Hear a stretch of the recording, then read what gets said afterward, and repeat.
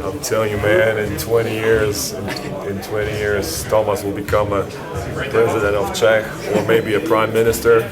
I'm going to be a president of Poland, and our relationships. We're gonna erase the border from between the Poland and Czech. We're gonna completely cancel it. It's going to be like one big Polsko-Czech country. Isn't it strange that you guys from Eastern Bloc on one team in NBA? Well, I was with Jan Vesely obviously here, and having Jan Vesely in my team was obviously it was a gift. It was a pleasure playing with him. I made it here when I was traded, and he took care of me from the day one. He showed me this one place that was really. There's actually right now till now is like my second home. It's a club lounge, and he showed me this one international spot that I love. And we spend with Jan a lot of time. We interact a lot about everything, and unfortunately, his path ended up being in Europe now. So. I got another Czech Republic guy, crazy well guy. about what you say, man. So I got another Czech Republic guy here now, and obviously it's a little bit different situation this time. I'm the veteran here, being 10 years. He's making the league, so I'm trying to bring him up to speed. Bring him up to a challenge, and just try to prepare him for a lot of different things. Even that he's. Experienced player. He came from one of the best European teams, and he's very good point guard, one of the best in Europe. Then there's still a lot of things in NBA that he can learn, and he got to understand first, because there's a lot of things that's kind of new to him, and things that he kind of like questioning, like he's kind of like wondering, like, why is this happening? Why is this going on? And I just gotta explain him that, and I just gotta work with him on certain things. So, that's what I have to do, and that's what I feel that I have to do as a 10-year veteran, being from Poland, Eastern Bloc, and my boy. What's the most difficult thing for the European rookie here in NBA from your personal experience? Yeah, it's the one thing definitely that works for him is that he speaks English very well. That's great. He speaks Spanish very well. That's great. That's the worst thing you can do for the European player come to the NBA and then don't speak English. Like, automatically you're going to be out of the league in 1-2 years, because if you cannot interact with people in the locker room, and if the whole team is going to the restaurant, to the club, to the bar, to a game, and you can't go with them because you don't understand what they're talking about, you're going to be out of the league. Like, basically players will say, hey man, like, you're my teammate, that's cool, but I don't know you. Like, I don't know anything about you. So basically, I'm glad. Obviously, it's a great thing that he speaks English, fluently. He's an open guy. He's a guy that you can catch quick relationship with. So, obviously he's very smart, very bright person. All the tricks about where is Kentucky, where is Florida, where is this state, where is this country, you're gonna pull that trick on him, because he knows that. Like, he knows more than a lot of American people. He can probably name all 50 states and the capitals of states too, and I bet few Americans will not do that. So he's a very bright person, very smart person, and that's what works for him. Speaking of basketball, I mean, these are personal issues, speaking English. Well, basketball-wise, obviously he has to learn. It's a different terminology. It's a different communication. During the game, obviously the rules are a little bit different. For him as a point guard, he has to understand when he can take a timeout, when he cannot take a timeout. He got to understand certain rules. Obviously, the footwork is a little bit different. The traveling and steps, like back in Europe, you could not do a lot of things, but here, like, you can get away with a lot of things. So that's what he's learning. He's picking up very quick. And again, as I told him, and I'm going to tell you the same thing, he's a rookie now.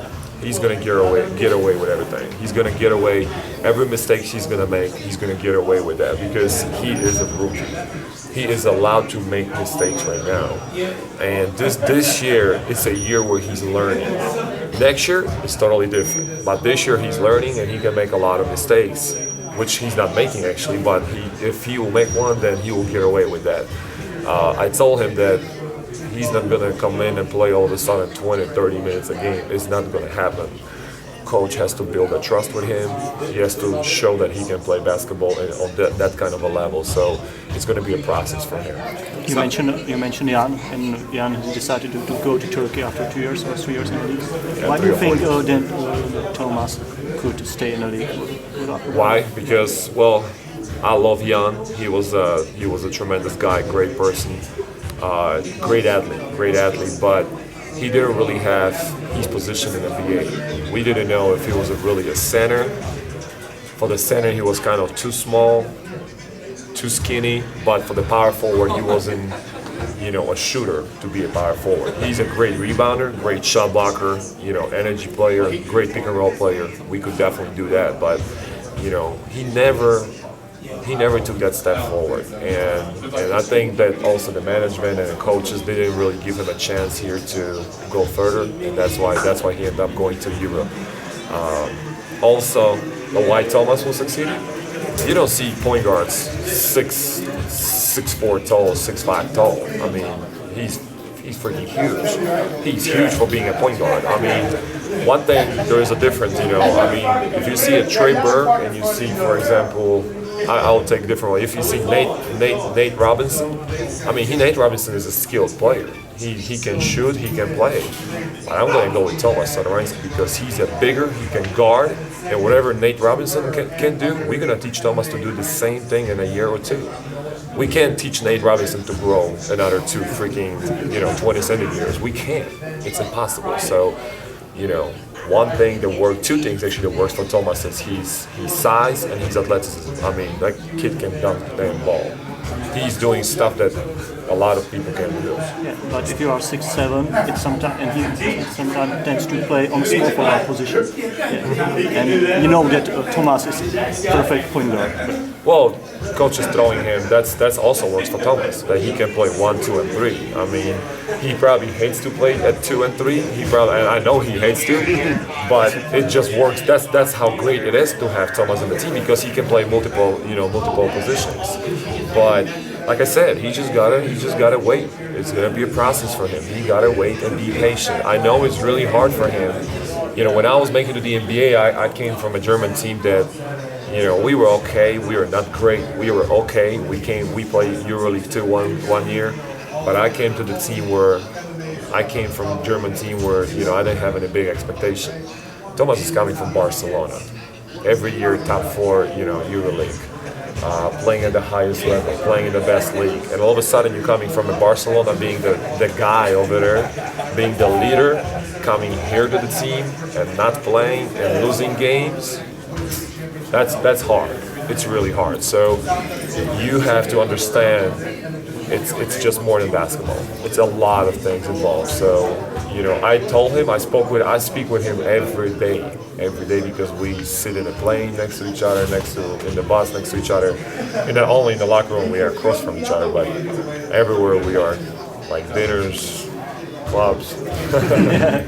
We always together. And did he take you to the Czech pub, or is it in Czech pub in Washington? He found one, but we just didn't have time to go yet. Yeah, we got plenty. That's enough time we spent together.